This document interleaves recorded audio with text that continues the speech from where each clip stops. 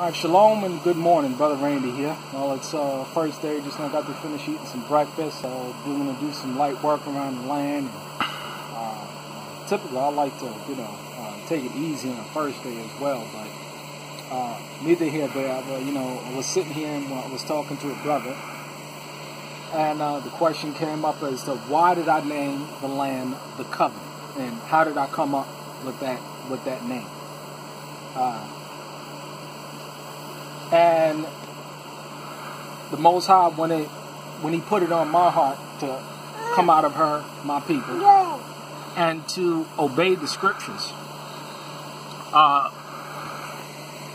He put in my heart, He said, you know what, you name the land the Covenant. And the reason why I named it the Covenant is because it is the chief contract between Yah, Yeshua HaMashiach, Jesus Christ, Yah, the Father, and His people, which is, He depicts as His sheep. That's why I decided to raise sheep, because at the time I saw no other community at that time that was raising a flock of sheep. So it all came together in my mind because the word covenant appears in the Scriptures, whether it's the old or renewed covenant, it appears over 272 times, depending on which Bible that you look at.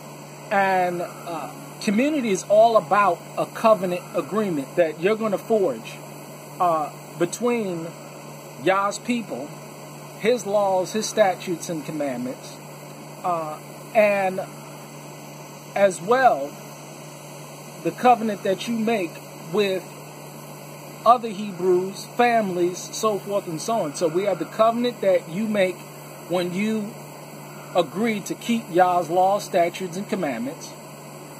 There is the marriage covenant, because it's all about the covenant. It's all about a marriage covenant agreement. It's all about a contractual agreement. Whether it's between you and Yah to keep His commandments, like I said, between husband and wife, that's another covenant agreement. And there's a covenant agreement in business, and even the law states about contracts that you can enter into with other brethren in business. Then you have a covenant agreement that you're dealing with other brethren and other sisters, because see, if someone comes to your land, you're in covenant agreement with them to live according to the laws, statutes, and commandments of the Most High Yah.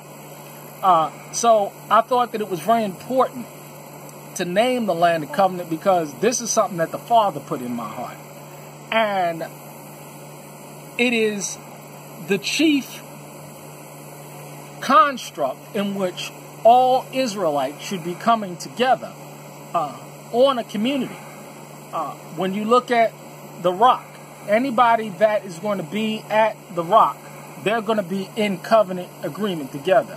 When you look at Shofar Mountain, when the prophet Isaiah was blowing the horn to sound the shofar, those people were in covenant agreement together.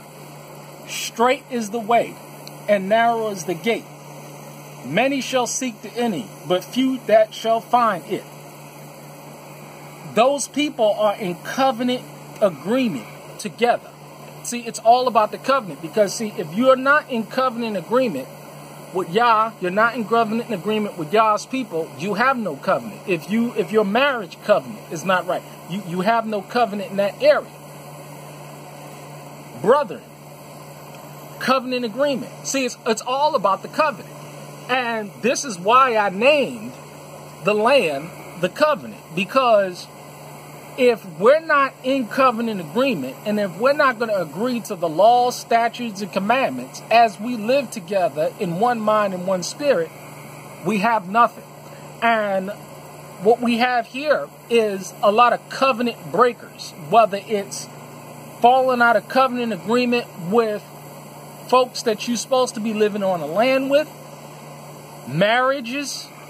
You got wives breaking covenant agreement with their husbands. You got husbands breaking covenant agreement with their wives by either not obeying the laws, statutes, and commandments that says this is what a wife's role is and this is what a husband's role is, we got covenant breakers all around. And this stuff got to stop.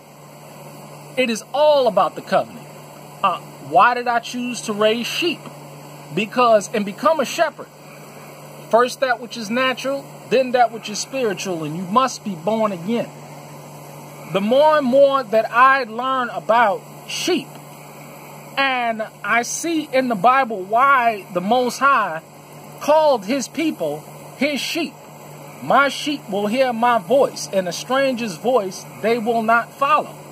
It's because when I look out into the pasture and I look at the sheep and I interact with the sheep. Where the hell are my sheep? They're in the back over there sleeping or taking their nap. But when you're dealing with sheep and when you're raising a flock of sheep like I am, you begin to get a greater understanding of what it means to be one of Yah's sheep and be in covenant agreement with Yah's flock. So this is why I named the land of covenant. This is why I chose to raise sheep. And that's the primary operation here, is the raising of sheep. If Yah used it and Jesus used it metaphorically, then I thought that it would be a good idea to apply it in the natural sense. In the Bible, we see the blessings that is spoken about in Deuteronomy. And it says that, hey, if you obey my voice, if you obey my laws, I will not put these diseases up upon you that I put up on the Egyptians. That your storehouses will be filled, and my storehouses are filled. He said that your fields would be plentiful, and my fields are plentiful. He said that he would increase your flock or your field, and the Most High Yah is doing that because I am in covenant agreement with the Most High Yah, and I seek to be in covenant agreement, and I am in covenant agreement with fellow brethren, fellow Hebrew Israelites, fellow families that seek to be in covenant agreement with me because they see the mannerism of my lifestyle and they see that it lines up. Damn near most of these Hebrews out here, when you look at their lifestyles, they do not line up with the book. And see, this is why these sicknesses and diseases are coming up on these people, because they're not in covenant agreement, and they're not going to come out of her, my people, and obey the voice of the Most High Yah and receive the blessings. And this is why calamity is coming up upon them, because they're not. And see, Yah is not going to hear from a sinner. Yah is not going to hear from a covenant breaker. Yah is not going to hear from a person that is not a doer of the word. And when you are a doer of the word, and when you're in covenant agreement with him and his laws, his statutes, and commandments, he will fulfill the end of his bargain, because he's not a covenant breaker like many of you out there are. He's not a stage playing hypocrite like many of you out there are. And see, this is why we have the problems that we have today in so-called Israel. Because people are just flat out not in covenant agreement with him. Not in agreement with his laws, his statutes, the commandments, and they can't see the blessings. All they're experiencing is the curses. They're in a state of calamity. Their families are in a state of calamity. And nobody knows why. Nobody knows why. And I'm telling you why. Because they are forsaking the laws, statutes, and commandments, and they have not applied and become doers of the word. And like the book of James says, they are deceiving themselves. They are flat out deceiving themselves. And now everybody's confused. Why? Because they're not going to forsake wives, children, daughters, lands, like the Bible said. They're not going to come out of her, my people. They're not going to do it. They're not going to do it. And they're confused. Why? Their children are sick. They're sick.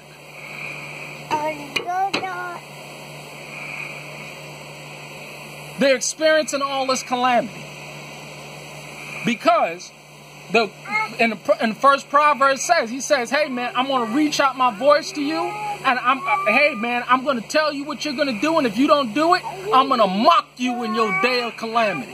And that's exactly what we got going on today. The Most High is not hearing the prayers, and the day of calamity is coming up on these people because they're not in covenant agreement. They have not hearkened on to the voice of the prophets, and they are not receiving a prophet's reward. So this is why I named the land of covenant. This is why I chose to become a shepherd. This is why I chose to become a carpenter. This is why I chose to become a father. This is why I chose to become to put them laws, like Jeremiah said, in your hearts. From those pages, in your hearts, like Jeremiah 31:31 said.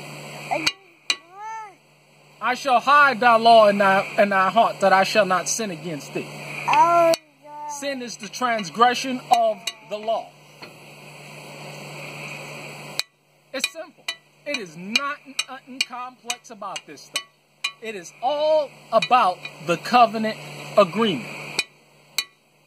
So hopefully I was able to answer that question of why I named it the covenant. And the Father is blessing the land immensely. Because that's what he said he was going to do if you keep his covenant. Shalom.